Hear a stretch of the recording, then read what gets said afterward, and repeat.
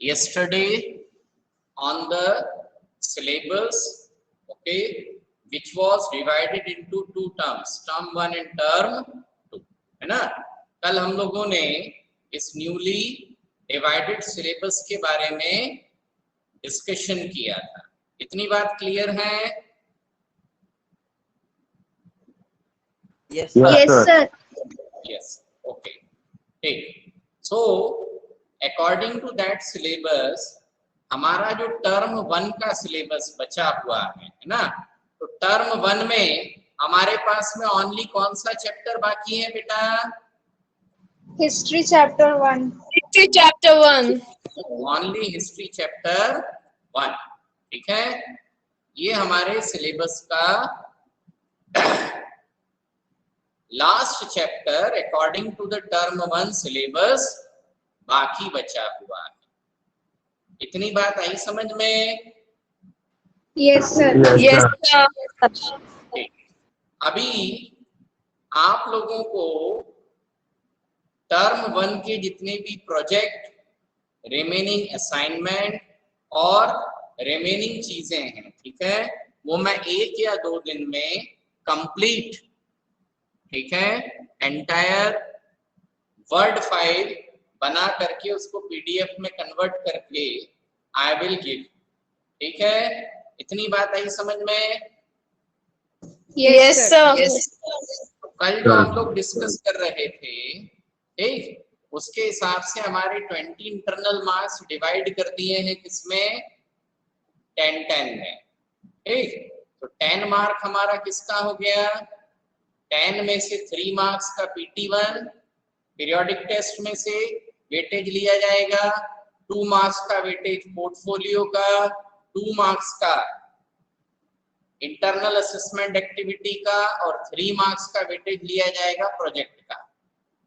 तो out of 10 हमारे 3 mark का पीरियोडिक टेस्ट रनिंग में है, ठीक है ना। बचे हमारे कितने? 7 marks, 2 marks for multiple assessment strategies and 2 marks for portfolio and 3 marks का क्या होगा? प्रोजेक्ट वर्क, ठीक है। वो जो प्रोजेक्ट वर्क है, it should be what? It should be related to the art integration. तो आर्ट इंटीग्रेशन के जरिए वो प्रोजेक्ट कैसे करना है, इसका complete profile, rubric, entire procedure सहित मैं आप लोगों को पीडीएफ में सेंड करूंगा। उसके अकॉर्डिंग आपको वो एंटायर प्रोजेक्ट वर्क बनाना है, कंप्लीट करना है। मेरी कही गई बात आई समझ में? Yes, sir. Yes, sir. yes, वो सारी चीजें yes, sir. within 5 to 10 days I will send. Clear? चलिए, so now we are going to start with the first chapter in history, है ना। अभी हम आज से क्या स्टार्ट कर रहे हैं? First chapter of history. History chapter 1. History first chapter. Okay, now so the title of the chapter is the rise of nationalism in Europe. What is the title? The rise of nationalism. The rise of in nationalism. Rise of nationalism in Europe, ठीक है। तो rise का मतलब होता है starting, development, starting और Development. Development. Progressing, यानी शुरुआत होना, ठीक है। हम बोलते हैं ना सनराइज, यानी सन क्या हो रहा है? आगे की तरफ बढ़ रहा है, ठीक है। द राइज ऑफ नेशनलिज्म, यानी यूरोप में किसकी शुरुआत हुई? यूरोप में Nationalism. ठीक है। Nationalism. So before starting the main body of this chapter, इस चैप्टर का मेन जो सिस्टम है उसको पढ़ने से पहले let us first try to understand the meaning of term nationalism, है ना। सबसे पहले हम इस चैप्टर में कौन सी टर्म, नेशनलिज्म टर्म को क्या करेंगे, डिस्कस करेंगे कि व्हाट इज बेसिकली नेशनलिज्म, आखिर नेशनलिज्म टर्म है क्या। इतनी बात आई समझ में? Yes, sir. What is nationalism? Okay, so the rise of nationalism in Europe. तो सबसे पहले समझते हैं what is the meaning of nationalism, ठीक है। अब nationalism is one of a complex definition, थोड़ी सी कॉम्प्लेक्स डेफिनेशन है, तो इसको मैं एक छोटे से एग्जाम्पल के जरिए आप लोगों को समझाने की पहले कोशिश करता हूं, है ना। And then we will take different examples to understand what is the meaning of this term nationalism, ठीक है। तो नेशनलिज्म बेसिकली क्या होता है? नेशनलिज्म एक विचारधारा है, एक आइडिया है, जिसमें एक बहुत large group of population,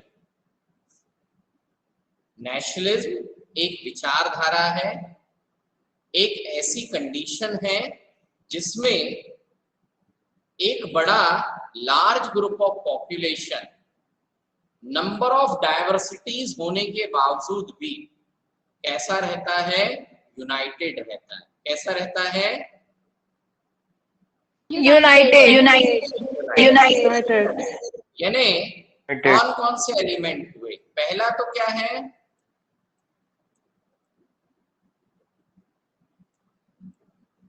large population. पहला एलिमेंट क्या हो जाएगा? Large population. यानी जनसंख्या काफी ज्यादा है, ठीक है। अब ये जो लार्ज पॉपुलेशन है, ये जो लार्ज पॉपुलेशन है, इस लार्ज पॉपुलेशन में क्या है?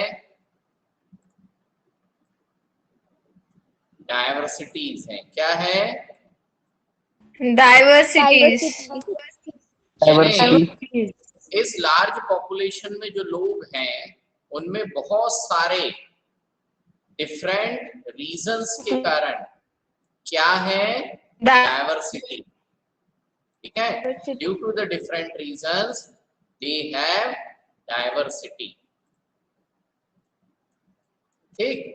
अब इतनी डाइवर्सिटी होने के बावजूद भी, इतनी डाइवर्सिटी होने के बावजूद भी they have sense of unity. इतने मतभेद हैं, इतने डिफरेंसेस हैं, still they have what? They have the sense of unity. उनमें इसके बावजूद भी क्या है? एक सेंस ऑफ यूनिटी है, एकता की भावना है, ठीक। तो ये तीनों एलिमेंट जब इकट्ठे होंगे, there is a large population which has lot of diversity. In spite of this diversity and differences, they have sense of unity. Okay, so this type of feeling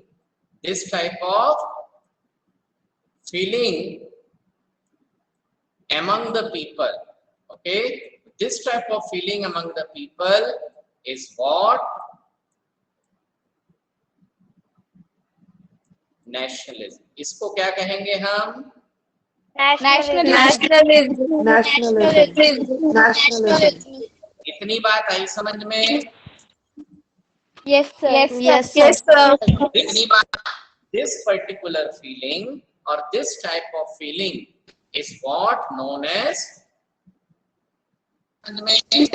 nationalism. इसको हम क्या कहेंगे? Nationalism.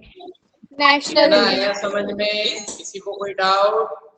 This No, sir. feeling No, sir. और this type, यानी when we are saying that there is a rise of nationalism in Europe, जब हम इस पूरे सेंटेंस को पढ़ें, the rise of nationalism in Europe, यानी नेशनलिज्म के डेवलप होने से पहले वहां पर क्या नहीं था, इस प्रकार की कोई भी एक फीलिंग थी या नहीं थी? नहीं थी। नहीं है ना। अब क्या नहीं था? पॉपुलेशन तो थी, क्या थी? पॉपुलेशन थी। There were large number of people living in different countries of Europe. So large population was there.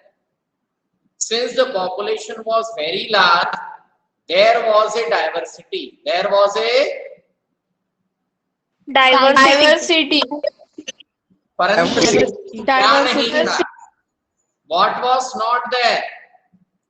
Nationalism. Unity. Sense of unity was not there. क्या नहीं थी? Sense of unity. Sense of unity इसलिए European countries में क्या नहीं था? Nationalism नहीं था। नहीं था। तो हम जब इस चैप्टर को एंटायरली डिस्कस करेंगे,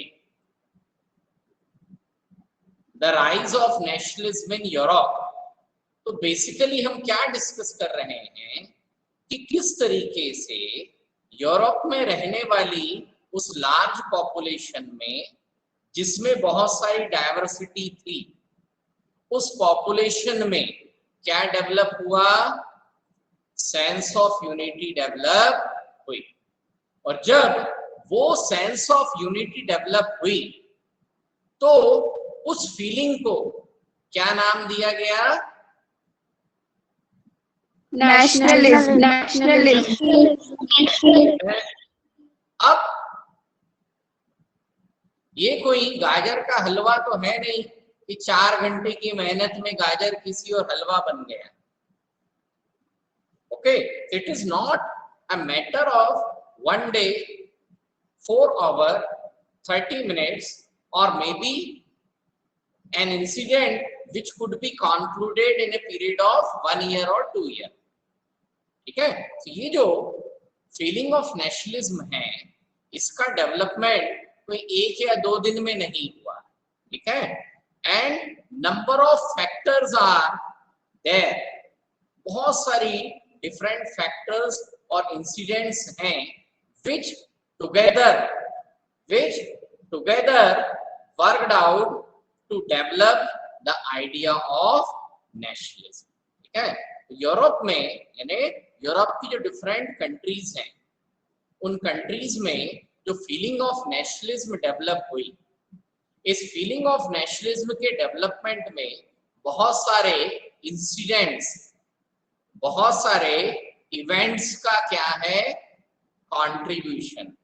So it had a contribution of number of events and incidents. It had a contribution of number of events and incidents. बहुत सारे events, बहुत सारे ऐसे मैटर बने जिसकी मदद से क्या डेवलप हुआ? यूरोपियन कंट्रीज में नेशनलिज्म डेवलप हुआ। इतनी बात आई समझ में? Yes, sir. तो जब हम इस चैप्टर को डिस्कस करेंगे तो इस चैप्टर में हम वो सारी कंडीशंस, वो सारे सिचुएशन, वो डिफरेंट इवेंट्स के बारे में पढ़ेंगे जिनके कारण, उन इवेंट्स के कारण, उन इंसिडेंट्स के कारण, उन लोगों के कारण डिफरेंट यूरोपियन कंट्रीज में कौन सी फीलिंग डेवलप हुई? The idea of nationalism develop हुआ।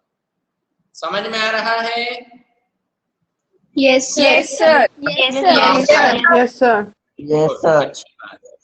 चलिए, Anand, good morning.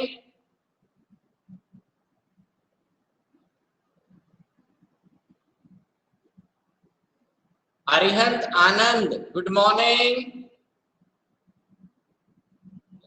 Good morning, sir. Prajwal Satarkar, Morning, sir. Prajwal Satarkar. Yes, sir. हाँ, अभी ऑनलाइन रहना, ठीक है। क्वेश्चन में सिर्फ तुमसे पूछने वाला हूं। प्रज्वल सातरकर।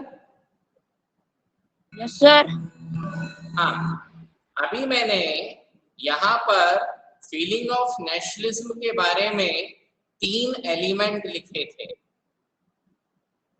कि जब नेशनलिज्म डेवलप होता है तो उसमें 3 चीजें होती हैं।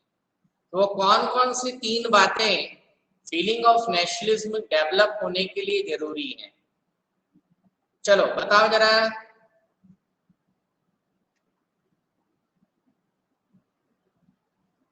वो कौन सी 3 बातें हैं जो इस फीलिंग ऑफ नेशनलिज्म के डेवलप होने के लिए जरूरी हैं?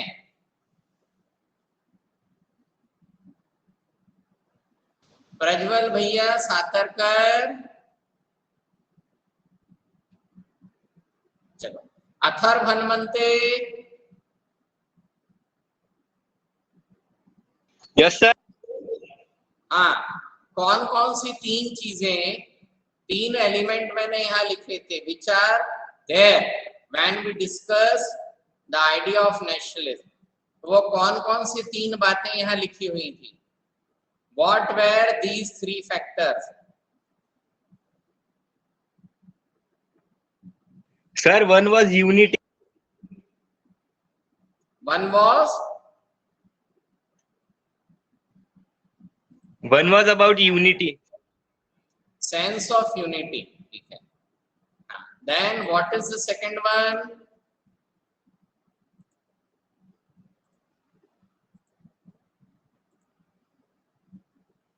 What is the second one? Yes. Okay. ठीक है। Now the question passes to Gungun. Gungun. Sir, sense of unity, large population, diversity. Large population, diversity, and sense of unity. Yes, sir. Who is repeating this one?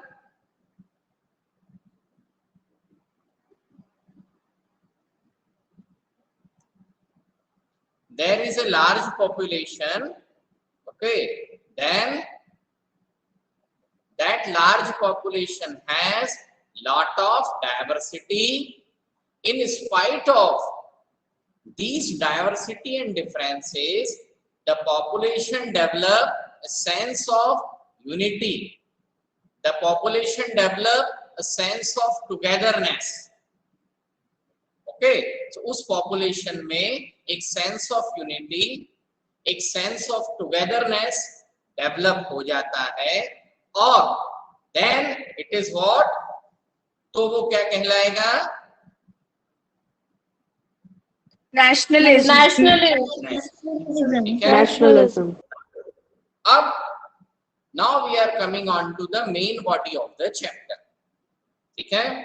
So the main body of the chapter starts with a small description about one of the painter. ठीक है? जो main body है chapter की starting जो है वो एक artist या पेंटर की कहानी से शुरू हो रही है। ठीक है? So let us start. In 1848, a painter named Friedrich Sorry. ठीक है? He was a French artist. Prepared a series of 4 print. Now here 4 print means उसने 4 पेंटिंग्स बनाई. So what is the name of the artist? Frederick Soret. What is the name of the artist?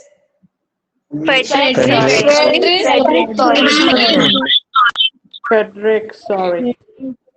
How many paintings he has made? 4. In this painting, in these paintings, he was visualizing his dream of a world made up of democratic and social republics.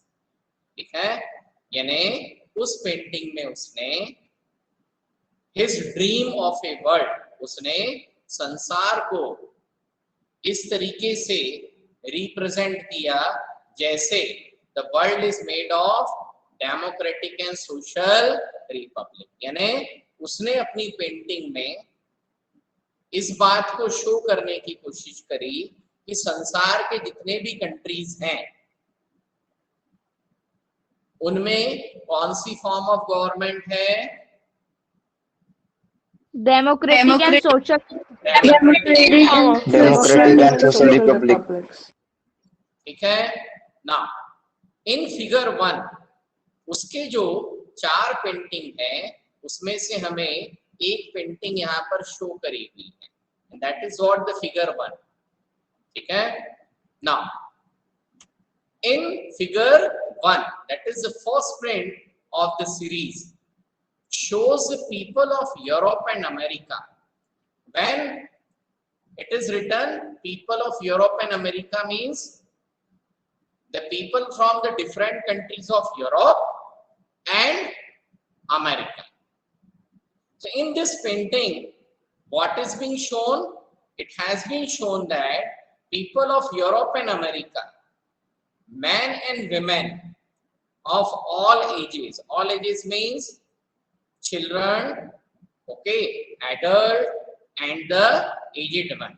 So men and women of all ages in social class, यानी हर प्रकार की उम्र के, और social class मतलब हर वर्ग के.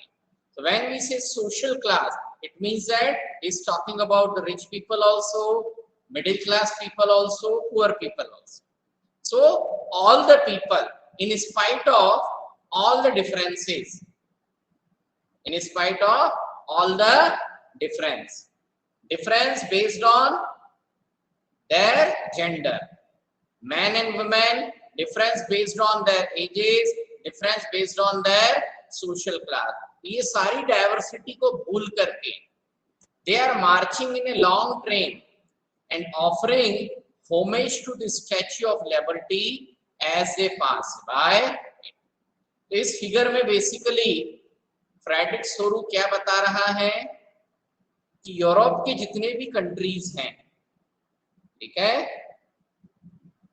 और अमेरिकन्स जो हैं वो सारे के सारे होमेज मतलब श्रद्धांजलि, अपना समर्पण किसको शो कर रहे हैं? स्टैच्यू ऑफ लिबर्टी को शो कर रहे हैं. ठीक है, अब यहाँ पर you can see the different figures are there.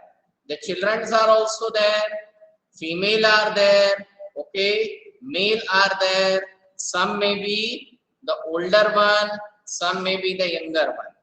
ठीक है, and this is what a march of the people. ठीक है, एक जुलूस के रूप में, ट्रेन के रूप में किसके सामने मार्च पास कर रहे हैं? They are doing march pass in front of Statue of Liberty. ठीक है, अभी ये उसने क्या बनाई? एक पेंटिंग बनाई. इतनी बात आई समझ में? Yes, sir. Yes, sir. Yes, sir. Now, so as we recall, artists of the time of the French Revolution personified liberty as a female figure. है ना? फ्रेंच रिवॉल्यूशन वाला चैप्टर हमने लास्ट ईयर पढ़ा था. Yes, sir. Yes, sir. Yes, sir. Yes, sir. Last year we come across with 2 female figure. Last year हमने 2 female figure के बारे में पढ़ा था, मैरियन पढ़ा था, मैरियन एंड जर्मेनिया, ठीक है।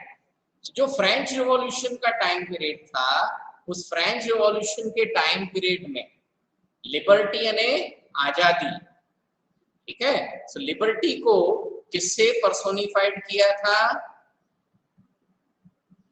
फीमेल फिगर से। किससे? फीमेल फिगर से। ये बताओ,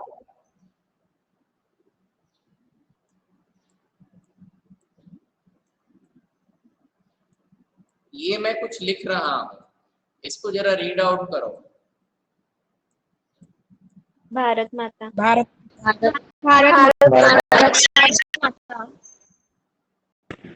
माता। भारत माता। अब भारत माता रियल में कोई फीमेल थी क्या? नहीं। No sir. तो फिर भारत माता क्या है?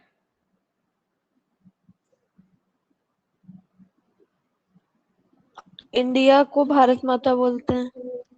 इंडिया को भारत माता बोलते हैं, है ना। तो भारत माता तो फीमेल है, और बोलते हैं मतलब इंडिया क्या है? इज इट ए फीमेल और male? Female. Female. Hindustan female है कि मेल है? मेल। Male. मेल है। और भारत माता फीमेल। फीमेल। जब हम वर्ड के रूप में बात करेंगे तो हिंदुस्तान मेल है और भारत माता फीमेल है, परंतु बेसिकली हिंदुस्तान और भारत माता शब्द हम यूज किसके लिए कर रहे हैं? We are using for India. correct, we are using it for our country India. But what is our country India? It is a piece of land on the earth. What is it actually? Piece of land. है क्या? It is a piece of land on the earth. It is a piece of Land on the earth. Land. इसका क्या कोई gender होगा क्या? No sir. Masculine gender और feminine gender. Piece of land is a piece of land. Yes sir. तो piece of land, इसका कोई gender नहीं हो सकता, परंतु लोगों के दिलो दिमाग में जो उस पीस ऑफ लैंड में, उस जमीन के टुकड़े पर जो जनता रहती है, जो पॉपुलेशन जीवित है, उसके दिलो दिमाग में इस कंट्री के लिए क्या क्रिएट करना है? एक इमेज क्रिएट करना है। कहने को पीस ऑफ लैंड है, कहने को क्या है? Piece of land. है ना। वो पीस ऑफ लैंड है, और उस पीस ऑफ लैंड के लिए, देश के लिए, लोगों के दिलो दिमाग में क्या बनानी है? एक इमेज बनानी है। तो कंट्री को क्या कर दिया? एक इंसानी रूप प्रोवाइड कर दिया। कंट्री को क्या कर दिया? इंसानी रूप प्रोवाइड कर दिया।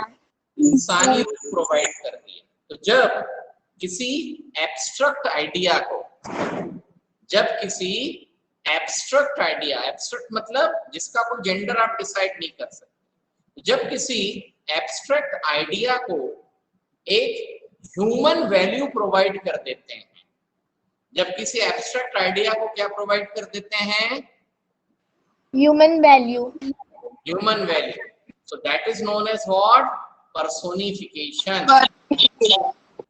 उसको क्या कहते हैं? Personification. समझ में आ रहा है? Yes sir. Yes sir. So artists of the time of French Revolution, यानी फ्रेंच रिवॉल्यूशन के समय पर जो आर्टिस्ट थे, जो पेंटर्स थे, उन्होंने लिबर्टी मतलब आजादी, स्वतंत्रता, ठीक है। सो इस आइडिया ऑफ लिबर्टी को किससे पर्सोनिफाई किया? फीमेल फिगर से पर्सोनिफाई किया। यहां तक बात आई समझ में? Yes, Yes, sir. sir. Yes, sir. Yes, sir. तो यहाँ पर ये जो फिगर दिया हुआ है, this is a personification for which idea? Idea of liberty. This is a personification of which idea?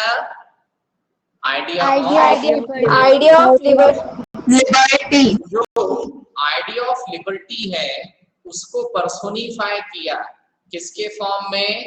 Female figure के फॉर्म में, फीमेल ठीक है। Now in this personification, okay, what the female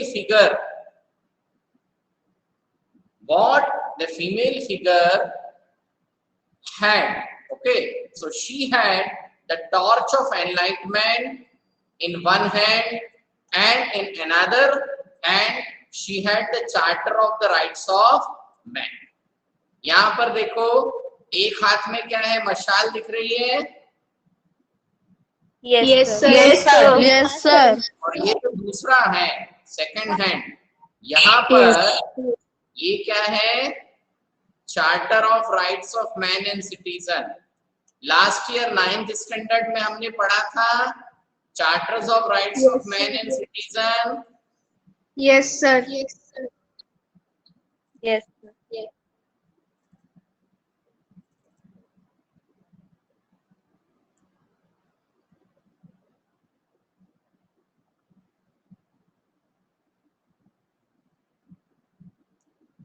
ये देखो, ये वाला सेक्शन हमने पढ़ा था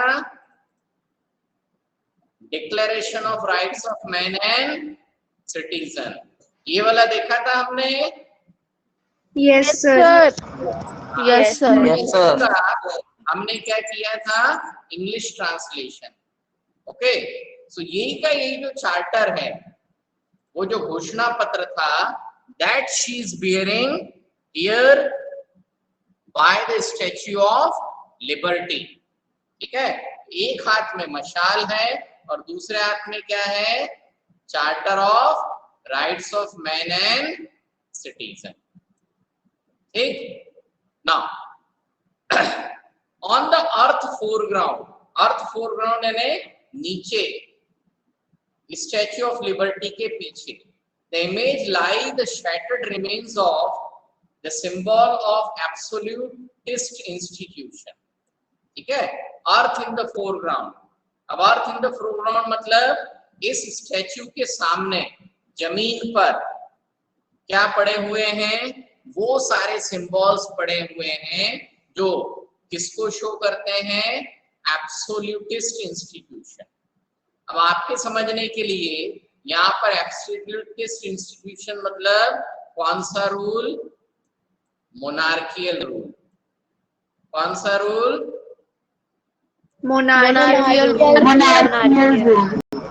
Monarchical rule. अब व्हाट डज इट मीन्स? ये जो है क्या दिखाई दे रहा है? What are these two items?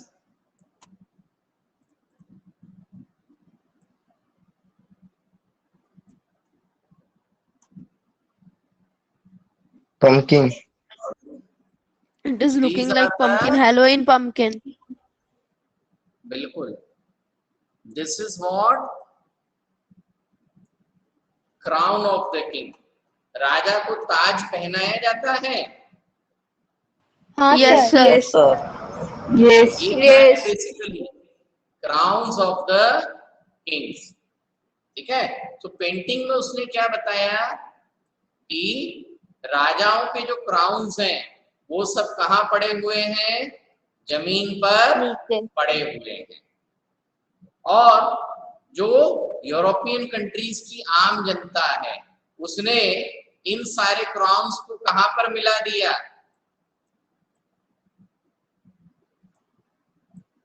मिट्टी मिट्टी में मिला दिया। अब क्रॉन्स को मिट्टी में मिला दिया का मतलब क्या है? ये सिंबॉलिक रिप्रेजेंटेशन ये है कि मोनार्कियल रूल को क्या कर दिया गया है?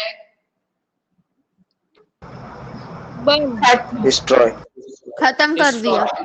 Monarchical rule was destroyed, and now the people of different countries of America and Europe are worshipping whom? They are worshipping liberty. Europe और अमेरिका के लोग अब किसको वर्शिप कर रहे हैं?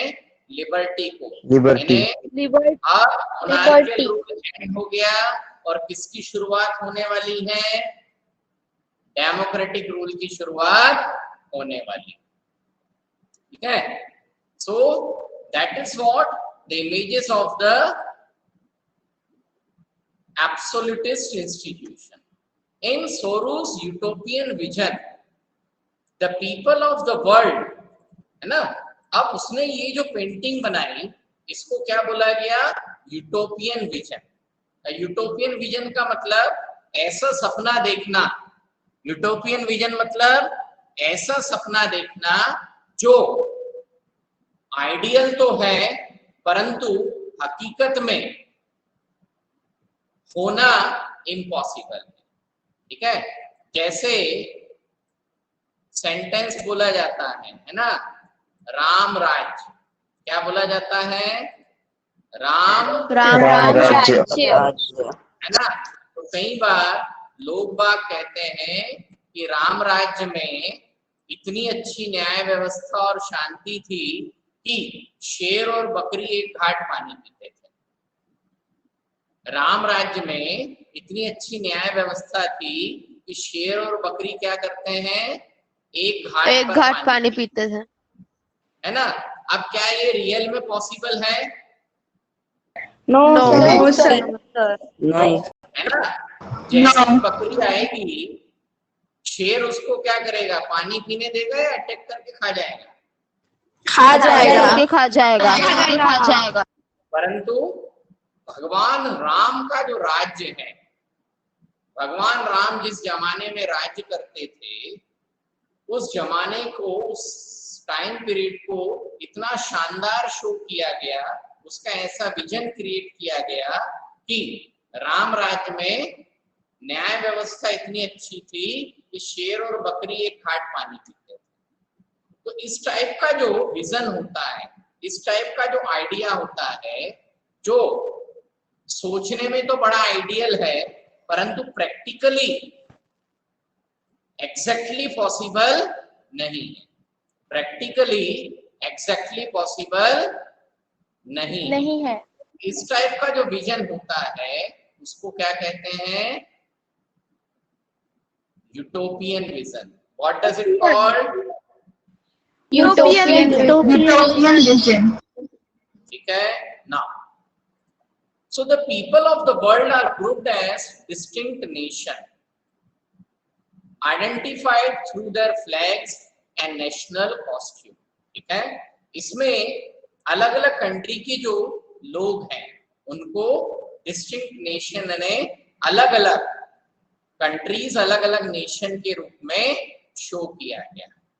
They can be identified through their flags and national costume. अलग अलग कंट्री के लोगों के पास में फ्लैग्स कैसे हैं? डिफरेंट हैं। They have different flags. ठीक है?